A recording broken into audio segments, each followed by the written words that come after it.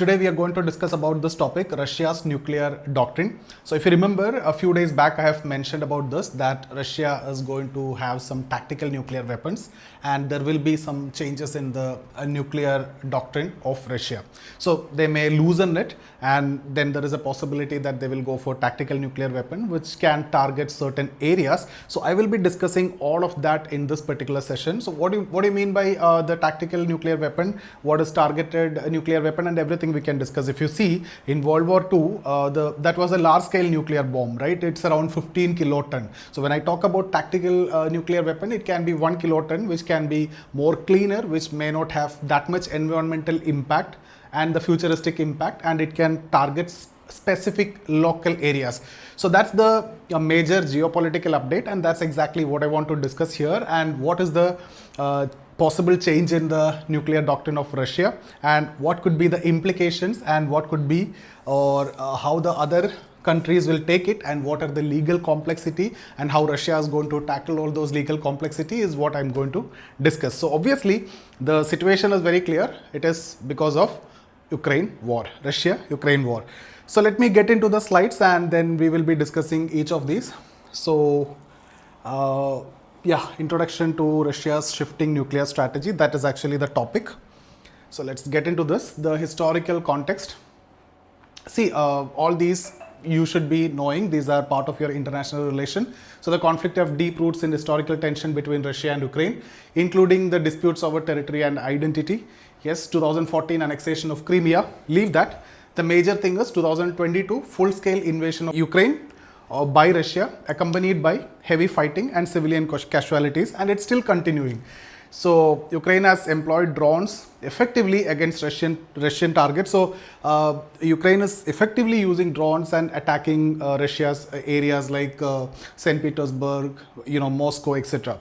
So in this context, Russia have that tension, and Russia want to retaliate, and they want to loosen the nuclear policy. So at least Russia can deter Ukraine in that way. So in case of any threat, Russia will be in a position to use the nuclear weapon also. So mainly to deter. Okay, just keep in mind about that particular point.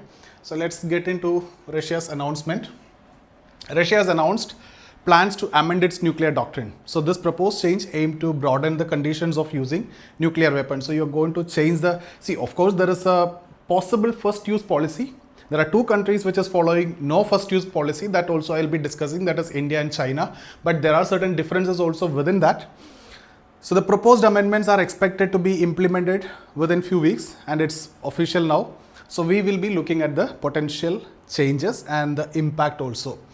Now, before you get into the changes in nuclear doctrines, you need to first take care of the legal conditions, otherwise UN can ask you, and you also need to satisfy and you need to convince your friendly countries. Otherwise, if Russia is going for an attack on Ukraine directly, or if you are going to throw a nuclear bomb, and if you are going to attack with the nuclear weapon, even the PM Modi also condemned that, right? So you first want to convince the friendly countries and want to tell in which circumstances you are going to amend this, and in which circumstances you are going to use it, and what are the threats that you have, and repeated warning you are giving, and even after that also you keep getting that threats and you keep getting that attacks, and to protect your civilians and to protect invasion of your country, that you are now forced to use this. So this need to be convinced to the other world leaders, especially with the friendly countries like India.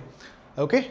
So now let's get into the legal preparation for nuclear use. So the justification is, it's very clear under international law, right? So Putin has asserted that Russia's action in Ukraine are legal and under international law. So the way they're going to amend or change the nuclear doctrine will be in such a way that it's not that Putin got angry and attacked Ukraine, right? It cannot be in that way, otherwise you will be sued by UN and International Criminal Court also. So that will be clear anyway. Now, importance of legal process. If you see these are the points that you need to mention if there is a question, there is a potential question in mains. So if the question is asked on this particular topic, all these importance of the legal processes and why they are following this. If you want to see, although there is a first use policy which is there, now the question is, now Ukraine have invaded certain areas from Russia, Kursk area. So the war is escalating also. So if you are using, and Ukraine is not a country who possesses nuclear weapon also. So you are using it against a country who is not possessing nuclear weapons. That is also a question, if not legal, but still ethical. Legal question is also there. Okay. So first you need to comply with all those conditions. Otherwise, UN will be the issue, and you need to also convince the other friendly countries as well. So first you need to modify the nuclear doctrines.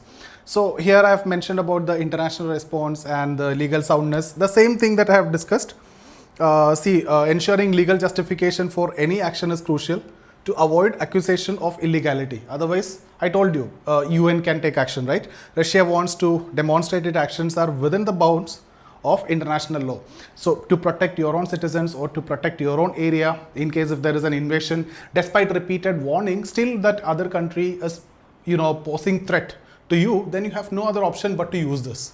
And their doctrine is not like India or China that there is no first use policy. It is first use policy. If your citizens or if your area is under threat or invasion, then you can use it. It has been used by US also during World War II.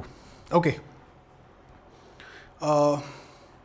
India have also expressed concern calling restraint and dialogues. So this is a no first use policy. Since I have mentioned about no first use policy, I'll just briefly discuss about this. India follow no first use policy. China follow no first use policy. Remember, these are the only two countries follow the no first use policy. No other countries like US used it first. In fact, in Japan, right? So US, UK, North Korea, okay, and Russia, they don't follow the no first use policy. That means they can use first in case if there is a threat. If they feel that their citizens or their country is under threat, they will be using it. So India no first use policy dictate that it will not initiate nuclear warfare. However, it reserves the right to retaliate if attacked with nuclear weapons. Similarly, China has a similar policy, but it includes a distinction. China's no first use policy does not apply to chemical or biological attack, meaning that it might retaliate with nuclear weapon in such scenarios. So that is a difference. Both follow no first use policy, but in case of biological and chemical weapon, it might retaliate. So ideas to deter nuclear war and prevent escalation, okay, but no first use. But the other countries, if you look at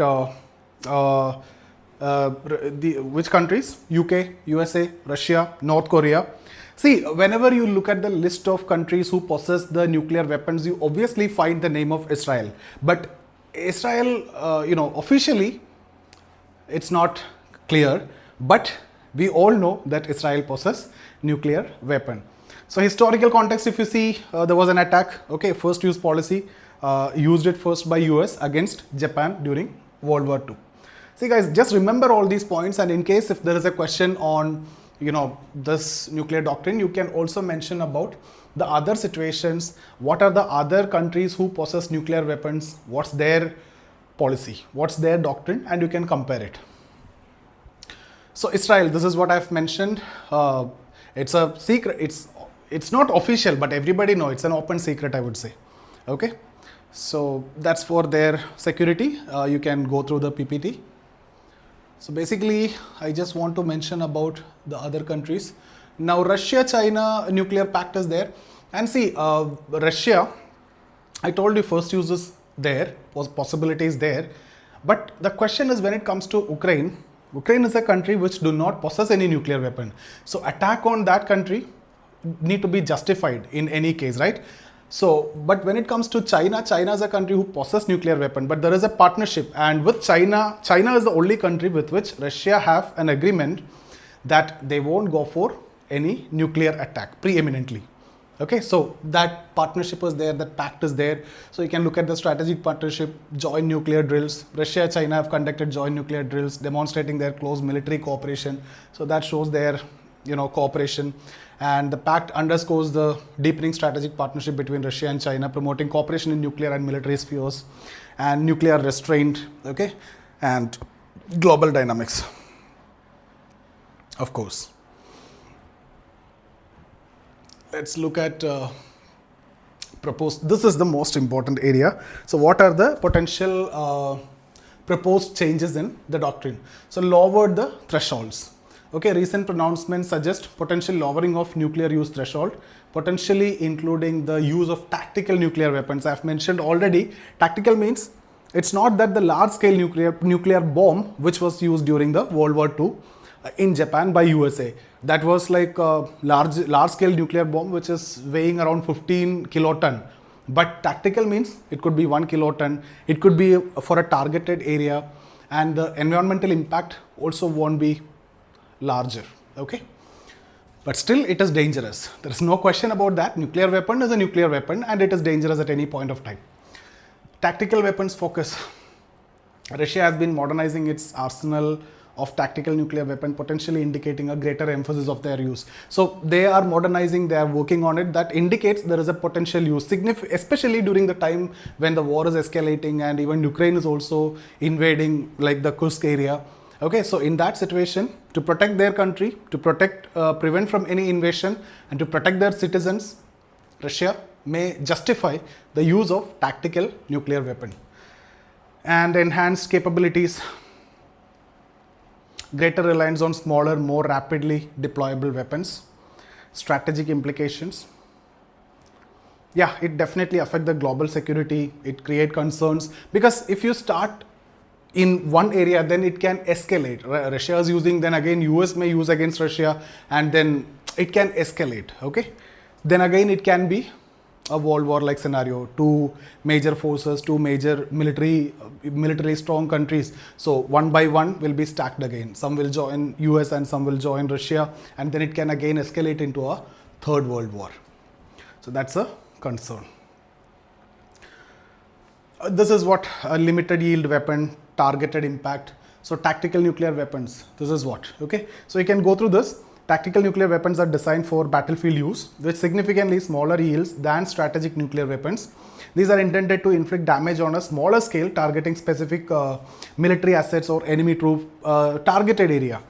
Okay, so these weapons are often designed to have cleaner impact, minimizing collateral damages and radioactive fallout. So environmental impact is also going to be less compared to the large scale nuclear bomb. I'm talking about the one which was already used. But of course, whenever you say nuclear bomb, nuclear weapon, it is nuclear and it is dangerous. Okay, so that's about this one.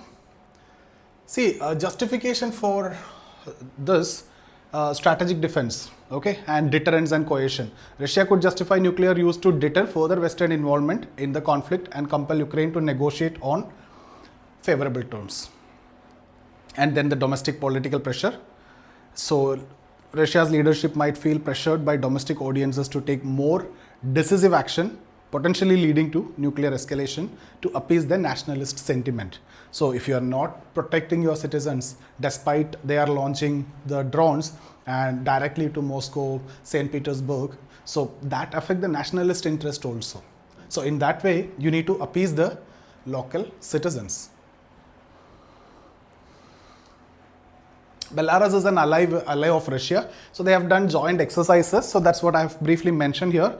So that again you can add, Russia and Belarus have conducted joint tactical nuclear exercises. These are exercises involving simulating the deployment and use of tactical nuclear weapons. The exercise highlight the increasing integration of Belarusian military into Russia's strategic defense plan. This integration has raised concern about potential nuclear escalation. So you can just mention that there was testing and there was some cooperation, joint training, military integration, and all these things are going. That's obviously Russia's ally. So there will be a cooperation, there will be a partnership, there will be a military integration, and all these are common. And the strategic significance, the exercise demonstrate the strengthening of military ties between Russia and Belarus. They also signal a potential willingness to use nuclear weapons in a conflict though. So they used it, they tested it, the tactical nuclear weapon. So that shows there is a possibility of potential use if there is a threat, right? Future implications and concerns, escalated conflict. If Russia were to escalate the conflict in Ukraine to nuclear level, the potential for catastrophic outcome is significant. See, the point is, in case if Russia is using it, it is going to be catastrophic. It will have an escalating effect. So the countries will join both the sides. So for example, US may join with Ukraine, and then countries will join with US, right? And China may join with Russia, and then other countries will follow China. So the world can get divided into two, and another world war is possible. So conclusion. So that's about this topic, guys. Thank you so much. I'll give you the PPT in the description. You can just download it. See you guys. Thank you so much.